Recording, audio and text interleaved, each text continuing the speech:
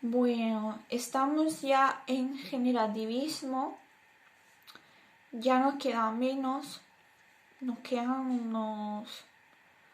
unos seis subgrupos y ya estaría. Estos son más facilitos, como que lo más difícil lo hemos pasado ya. ¡Vamos! Vale, pues estamos en el generativismo que aparece Chomsky, se llama Noam Chomsky. Aquí dice que nació en 1928 y no pone la fecha de muerte. Supongo que cuando hicieron este libro aún no se había muerto, pero no sé por qué me da a mí. Puede ser que esté vivo aún y tenga 92 años, pero no se sabe. Se tendría 92. No sé, no se me dan bien las matemáticas. Bueno, total. ¿Qué dice Chomsky, vale? A ver si esto es lo del lenguaje, que es súper interesante. Sí, esto es del lenguaje. Vale, pues Chomsky dice que el lenguaje es una facultad innata y específica de la especie humana, lo cual significa que es transmitido con la herencia genética. ¿Qué se refiere? Pues como ladrar o maullar o, bueno, el lenguaje de cada animal, obviamente, o sea, ¿qué podemos como observar de los animales? Pues que a ver, hay animales obviamente que parece que sí que llegan como un perro a maullar o un gato a ladrar, sí llegan a veces a aprender como el lenguaje de otros animales, pero generalmente, por ejemplo, yo tengo un gato y un perro y el gato maulla y el perro ladra. Bueno, mi perro no ladra mucho, pero cuando tiene que, a veces sí que ladra y no maulla. Y mi gato también es un poco perra, pero generalmente maulla. ¿Y qué quiere decir eso? Pues que como que cada especie tenemos nuestro propio lenguaje. Y bueno, aquí dice que los niños desde que nacen acostumbran a escuchar las mismas palabras, las mismas expresiones, frases, con unos contenidos semánticos muy limitados, pero que les permitirán llegar a hablar bien. Y como parece ser que el ambiente no le proporciona originariamente los estímulos necesarios, se deduce que esta capacidad del lenguaje es innata y proviene del propio organismo, de su propia estructura como ser humano. Aunque también los niños estos que se encuentran con... A ver, no son muchos, ¿no? Pero que de vez en cuando ha salido alguna noticia tipo un niño que ha crecido en el bosque como Mowgli con otros animales. ¿Qué pasa con ellos? Que resulta que caminan a cuatro patas, básicamente, y no hablan. O sea, sí que se necesita un modelo humano que hable para que tú llegues a aprender el lenguaje humano, que si no, no aprendes.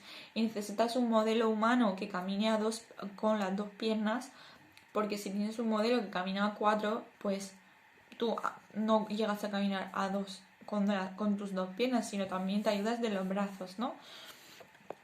Bueno, pues dice que esta estructura innata se denomina LAD, que son las siglas de dispositivo de adquisición del lenguaje, y es la que posibilita que el niño tenga competencia en el lenguaje y que distinga inconscientemente y seleccione entre enunciados gramaticalmente correctos e incorrectos y poder generar nuevos enunciados que antes no había oído. Y ya que el LAD es una facultad de la mente, debe contener una gramática universal. Esto es súper interesante, que incluya unos universales lingüísticos para que cada persona desarrolle su propia lengua nativa. Es decir, nosotros inconscientemente seleccionamos lo que es solamente el lenguaje, parte del lenguaje, y cogemos lo gramaticalmente correcto. ¿Qué quiere decir esto? Pues igual...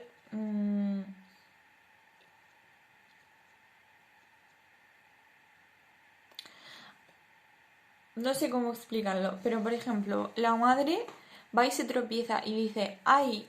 Y luego dice jolín, me duele el dedo. Entonces el niño cuando se tropieza dice ay, o cuando le duele algo dice ay, pero nadie le explicó que el ay se refiere a que es como una cosa para expresar dolor o fastidio.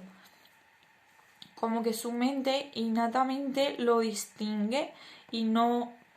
Bueno, es básicamente lo que he dicho yo antes del inglés, que no tuve que buscar ningún tipo de significado a esas palabras en ningún diccionario, sino que los entendí como de forma natural. Bueno, pues con los niños pasa lo mismo, porque tú no le explicas esto es una silla, como que tú vas hablando y ellos van distinguiendo las palabras con lo que te refieres a cada cosa, pero además silla es un objeto, ¿no?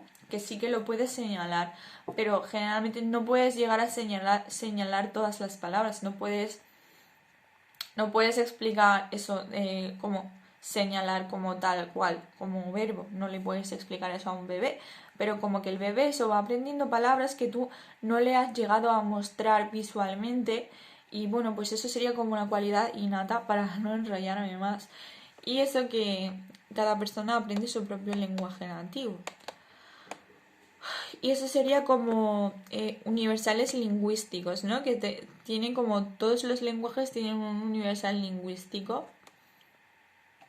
Bueno, aquí dice que están constituidos por una serie de invariantes con unas propiedades comunes a todas las lenguas, como por ejemplo la distinción entre sujeto y predicado, elementos que no significan nada por ellos mismos, proposiciones, conjunciones, distinción entre nombres comunes y propios, distinción entre nombre y verbo, distinción entre nivel fonológico y semántico, elementos que cambian su significación según su situación en la fase.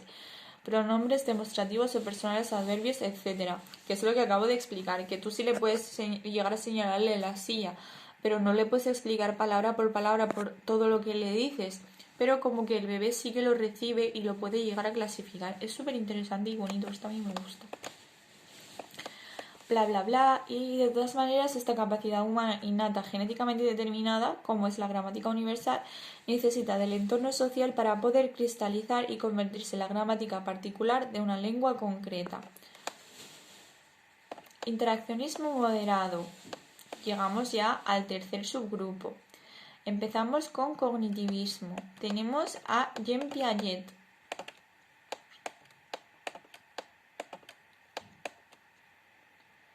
Piaget ya salió antes, que era el que creo que... Voy a buscarlo. A ver, estoy en el 33 y ahora a lo mejor sale que no, pero creo que salió con lo del condicionamiento clásico y operante. Puede ser que estudiaba en plan, cosas que fueran visibles, tipo salivación y cosas de esas. A ver, lo voy a buscar un momento.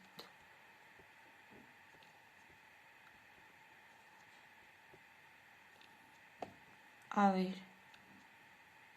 Sí, Piaget, bueno, con Piaget, y es el que no salía nada. Ay, sí, es con el que salió. Qué guay. No, espérate. No, me estoy liando. No, olvidarlo.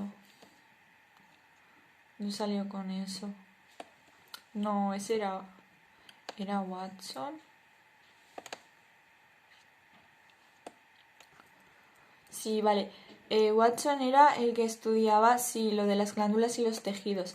Piaget es el que salió que no salía nada, que simplemente decía que lo de los bebés, que como que el parto antes era muy traumático para los bebés, pero que con la medicina y tal, que ahora mismo era algo mucho menos como traumático, y que también los niños ahora eran precoces, pero que aún así su teoría no había perdido toda la credibilidad.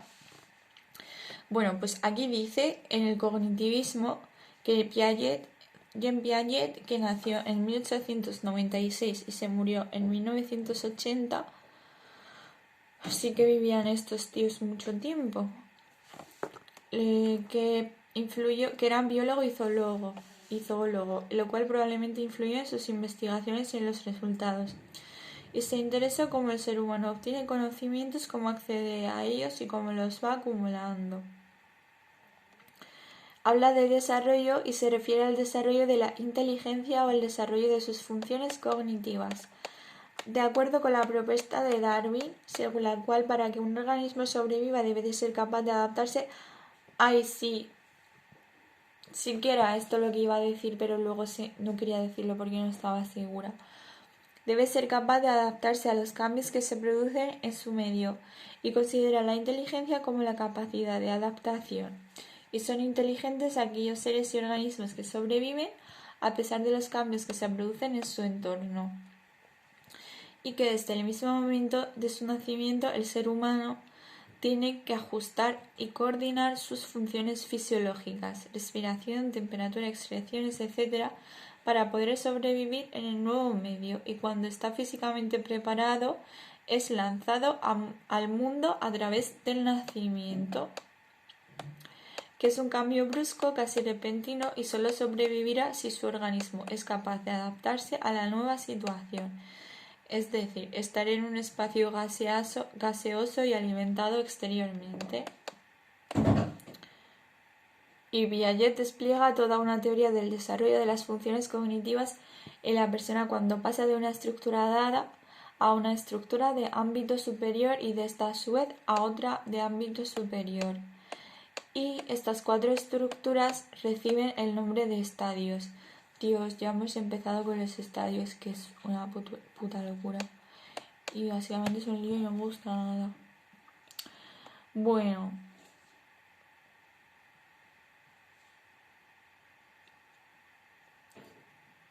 Que necesita equilibrio y organizaciones mentales en cada uno de los estadios para poder pasar al siguiente. Y esto está constituido por un mecanismo de asimilación y acomodación.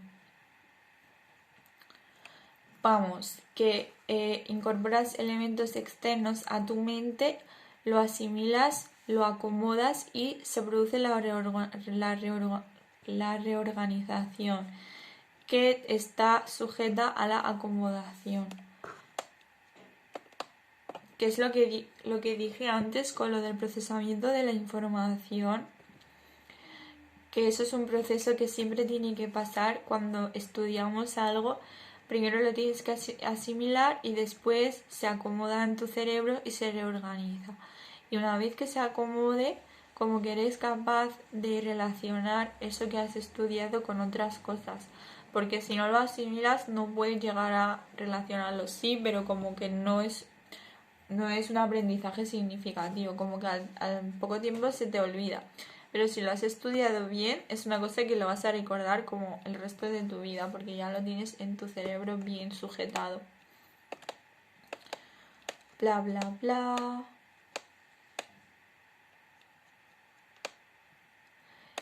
Y pasamos al desarrollo moral. Tenemos aquí a Lawrence Kohlberg, que sigue la misma línea cognitivista de Piaget, que es profesor de psicología social en la Uni de Harvard, y elabora una teoría cognitiva evolutiva del desarrollo moral. Y para Kohlberg, el juicio moral o el criterio moral de la actuación consiste en sopesar las exigencias de las propias necesidades y deseos respecto a las exigencias de las necesidades y deseos de los demás. Bueno, esto es una cosa que mucha gente no entiende cuando habla de respeto y tolerancia, ¿no? Que se refiere que es una frase como súper típica que dice que tu libertad se acaba donde empieza la mía. Es decir, que el juicio moral o el criterio moral, ¿dónde está? O como para hacerlo justo, tú puedes exigir tu derecho, pero si tu derecho consiste en arrebatarme a mí mi derecho, entonces no es justo. Tienes que tener en cuenta lo que yo quiero, lo que tú quieres y llegar a un punto medio.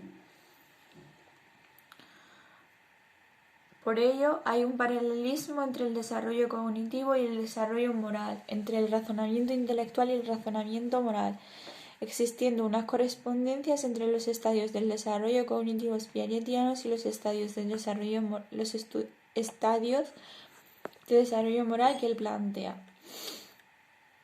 Y bueno, en el 55 hace investigaciones con chicos varones de entre 10 y 17 años, de clase social media y baja, y les dice que existen 3 niveles de la fundamentación del juicio moral y dentro de cada nivel 2 estadios del desarrollo.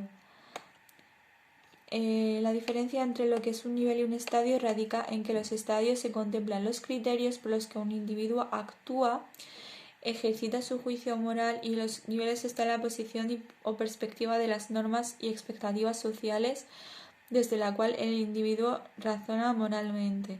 De esta manera aparecen 6 estadios que saldrán en otro tema, bueno, en otra asignatura dice. Y secuenciados de forma lógica y lineal, forman una secuencia invariable en el desarrollo de cada individuo, universales, válidos para todo tiempo y cultura y no acumulativos. Nadie puede pertenecer a 2 estadios a la vez y, por otro lado, el segundo estadio de cada nivel es más equilibrado, representado de una forma más organizada y perfeccionada de la perspectiva propia del nivel. Bueno, este tipo se llamaba Kohlberg y obviamente ya dije que este tema era bastante difícil de entender a la primera y ya más vale que se busque como aparte, ¿no? Esta teoría se llama teoría cognitiva evolutiva del desarrollo moral.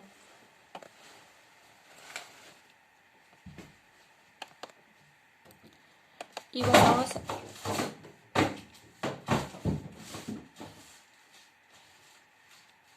pasamos al psicoanálisis. Se refiere a la constitución del psiquismo del individuo. Sale la subnormal de mi hermana, ¿vale? Constitución del psiquismo del individuo o la constitución de su personalidad. Conjunto de características de cada persona que la distinguen de las demás. Bueno, aquí aparece el tipo Freud, que no me gusta nada, y de hecho la última vez que lo busqué sí que aparecía, bueno, seguro que a mucha gente le ha pasado, igualmente si alguien ve este vídeo no le ha pasado, pero yo sé que a mucha gente le pasa, que cada tanto busco información en Google y me da la sensación de que han cambiado la información o la han borrado, pero cosas como que yo digo, ¿en serio? Que es que lo han cambiado en plan hasta hechos históricos, que digo, no puede ser que toda la vida que puede ser que es un problema mío, pero lo que no puede ser es que más de una persona lo digamos, que son hasta hechos históricos que se sabía públicamente que eran de una determinada forma y luego lo lees como años después y te lo cuentan al revés y yo digo, ¿pero qué ha pasado? Claro, yo puedo pensar que porque estoy loca y se me olvidó, pero si un montón de personas lo dicen, algo raro está pasando en internet. Y bueno, pues con Freud, ¿qué pasó? Que cuando mi profe explicó en clase lo de Freud, a mí me pareció un poco raro que un abuelo no parara de investigar. Bueno, a mí lo que me jodió de Freud, seamos sinceros, era que negara el autismo, ¿no?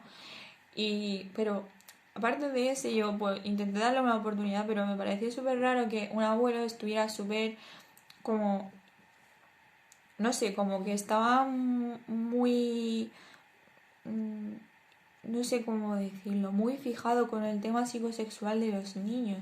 Yo dije, ¿pero qué le pasa a este tío? Y luego me leí un libro suyo y dije, es que es la típica persona que como que para contarte algo le da una vuelta muy grande y no dice la palabra objetiva, o sea, no dice la frase de forma objetiva, sino que como que le da muchas vueltas y no lo dice porque sí. Esto es parte de ciencia, tiene que ser algo objetivo. Y a ver, entiendo que la psicología pues muchas veces es como subjetiva, ¿no? Pero no sé, para mí que el tipo tenía que hacerlo de forma muy objetiva, ese libro en concreto que yo leí que se llama Psicoanálisis, y no era, no sé, como que le daba muchas vueltas a la frase y no lo llegaba a transmitir de forma directa y clara, y eso me hizo dudar. Entonces luego busqué más información y en su momento cuando busqué, igual que con lo de los experimentos de Spitz, que ya lo busqué y no salió, mientras que hace 2 años lo busqué y estaba el video entero de todo lo que le hace a un bebé en concreto. Bueno, todo no, pero había como un mini documental sobre todo lo que le hacía al bebé. y, entre comillas, el todo. Y bueno, pues con Freud pasó lo mismo, que busqué información sobre él y salía que sí que había sospechas de que el tipo era un pedófilo y había abusado de sus sobrinas y no sé qué más y de no sé quién más. Y pues luego cuando lo volví a buscar no encontré ni un artículo, ninguno, solamente de un sobrino suyo que era un pedófilo. Pero el sobrino, no, o sea, en este caso no viene a cuento. No sé si se hizo un pedófilo porque su tía abusó de él, pero que en el momento en cuando busqué esa información sí que habían referencias de si Freud tenía algún problema sexual con los niños. Y luego ya no sale nada, así que ya no sé. Pero que a mí Freud no me gusta porque me parece que eso que como que se fija muchísimo en lo de la sexualidad de los niños y no me parece que lo esté planteando desde desde un punto de vista objetivo, sino algo más bien enfermizo. Así que me parece bastante asqueroso y no estoy nada de acuerdo. El segundo es Erikson. Lo que pasa con Freud es que, bueno, luego pues gracias a sus aportaciones otros tipos sí que desarrollaron otras teorías que partieron gracias a que el tipo pues sí que tenía un interés psicológico más allá de sus problemas de pedofilia. Que como digo no lo puedo demostrar porque ya no encontré nada al respecto. Pero ya estoy aquí como investigadora para quejarme. Y bueno, tenemos Freud, Erikson y Lacan. Que el Erikson ofrece una visión psicosocial y Lacan un desarrollo como despliegue de estructura que viene dada por una herencia social.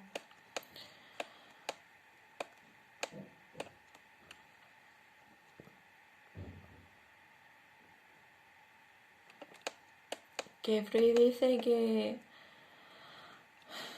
cuando un individuo entra a la adolescencia todo ha estado marcado por la forma, o sea, los cambios endocrinos, morfológicos y psíquicos ha estado marcado por la forma como intervinieron los factores que posibilitan su constitución y evolución.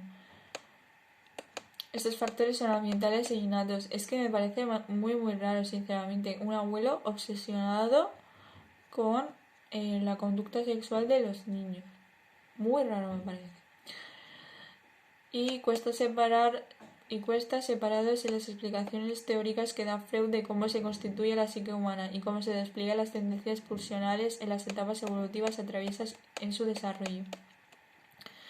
Freud llega a la conclusión de que las personas no están solamente impulsadas por el principio del placer, como él, sino por algo más primario y primigenio que, para sintetizar, es del orden de la repetición.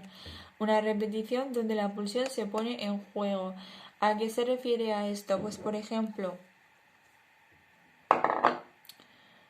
basándonos en el sexo, por ejemplo, la pulsión sería el llegar a practicar el acto, a tener una descarga física y después repetirla. Algo así, más o menos. Y la pulsión es el motor del desarrollo humano. Y tiene aspectos innatos e adquiridos, y para su constitución la pulsión es un concepto límite entre lo físico y lo psíquico. Por su funcionamiento es un proceso dinámico con una presión que desde la fuente hace tender al organismo hacia un fin a través de un objeto. Y bueno, leí un poquito más sobre Freud y tal, que creo que tiene que ver lo de llegar a convertir en un objeto.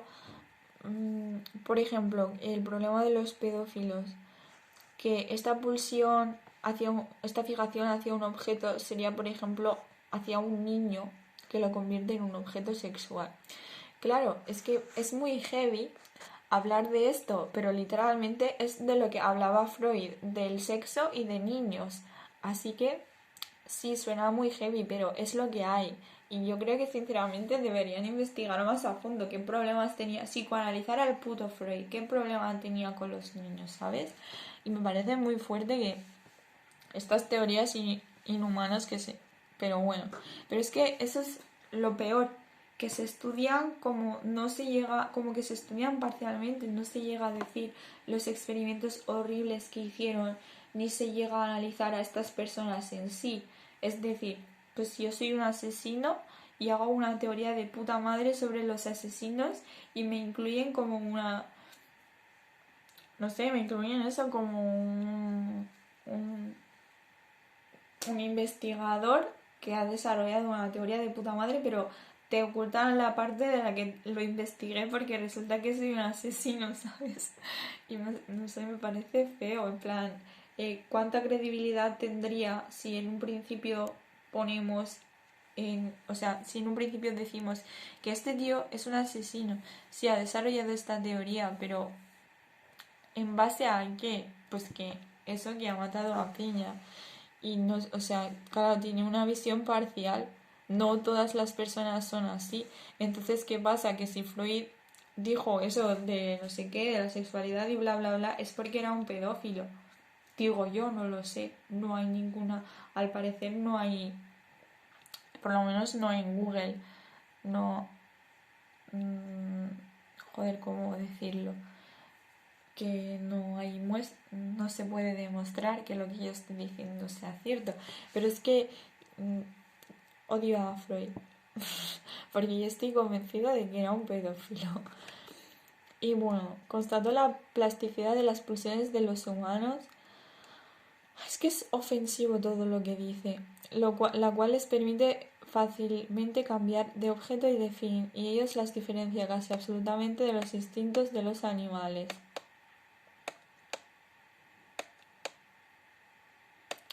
Y luego tenemos a Erickson, Dios mío, o sea, si esto lo dice, si esto lo ve un psicólogo o algo, se ríe de mí, porque estoy diciendo cosas que yo creo, en plan, quejándome de Freud porque no es objetivo, pero yo como que diciendo cosas que creo que ni siquiera se puede constatar. Pero bueno, así es la vida, bros. Tenemos a Erickson, que también tenía formación antropológica y forma parte de los... Bueno, es que, a ver, voy a hacer otra vez un corte. La ciencia dice que hasta que no se demuestre lo contrario todo es posible, así que hasta que nadie me demuestre que Freud realmente era un pedófilo, se puede llegar a plantear la teoría de que sí que lo era y que algunas de sus teorías sí que se pueden validar, pero muchas de sus teorías están mal. Y tan ancha me quedo. Y tenemos también, bueno, Erickson, ¿qué hace? Psicología del yo, con una gran implantación en Norteamérica que cree en la primera explicación que da Freud de la estructuración de la personalidad, donde el yo consciente atempera y equilibra las necesidades del ello con las exigencias y demandas del mundo exterior. Considera que el desarrollo se produce a lo largo de toda la vida de la persona, que en él actúan factores tanto psicogenéticos como sociales. Dios, me imagino que dentro de 10 años yo ya habré estudiado psicología y habré estudiado a fondo a Freud y veré este video y diré, vaya gilipolleces que digo. Porque claro, a lo mejor es porque no entiendo muy bien lo que dice Freud y como que yo le estoy culpando y realmente el tipo tenía más razón que un santo, ¿sabes? Yo le estoy culpando ahí a muerte. Porque no sé, pero bueno. Esa es mi visión a primera vista sobre él, mi impresión. Y bueno, es que estoy cansada ya. Que dice Erickson que el ser humano, la vida del ser humano se divide en 8 etapas. Las 5 primeras coinciden con el inicio y con los estudios freudianos, y en cada una de las cuales hay una crisis característica con un conflicto a resolver. Estas crisis están causadas por la confrontación entre las necesidades del individuo y las demandas sociales propias de cada etapa, donde el yo en expansión tendrá que mantener un equilibrio entre ambas y el desarrollo se produce a medida que va superando cada crisis. No sé si este tío se refiere a eso, pero creo que sí. Que eso sí que me gustó mucho cuando lo leí. Que se refiere a que tenemos que ajustarnos también a las demandas sociales porque si no nunca estaríamos satisfechos. Es decir, tengo mis propias necesidades, ¿no? Pero también me tengo que ajustar a las necesidades sociales. Por ejemplo, si se nos pide que llegados a una edad tenemos que ser independientes, tenemos que tener una familia, tenemos que tener un trabajo, tenemos que tener nuestra vivienda, el coche, el carnet, etcétera, ser independientes más o menos. Y llegado a ese punto no has conseguido esa demanda social, te frustra y te puede llegar a acarrear problemas psicológicos o insatisfacción en general de la vida. Y eso sí que es cierto, bueno, por lo menos en mi caso sí que yo creo que sí que es súper cierto. Que si no llegas a conseguir todas esas cosas que te han impuesto socialmente, que tienes que hacerlos a esa edad, hasta que no resuelvas el conflicto, no te quedas satisfecho y no puedes pasar al próximo nivel.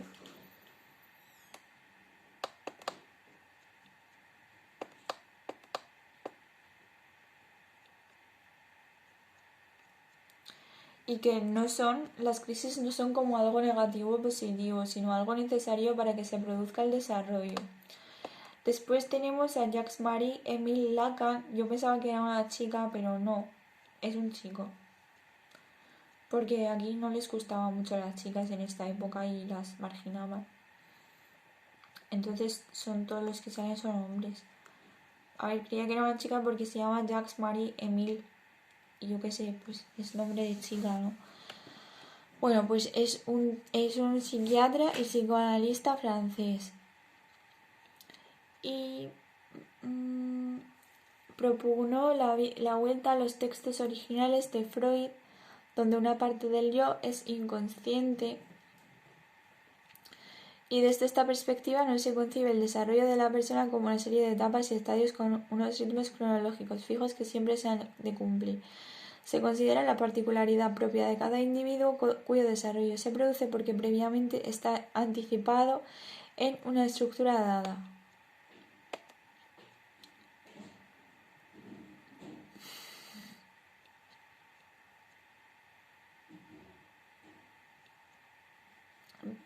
Dice, ejemplo, el niño o la niña en el momento de nacer y aún mucho antes ocupan un lugar en el deseo de los padres o de quienes cumplen esta función, en lo que dicen o piensan de ella y en el nombre que le pondrán, en la profesión que tendrá cuando sea mayor, etc. Y significa que el desarrollo está determinado para cada persona y es el despliegue de las posibilidades recibidas desde el momento de su nacimiento.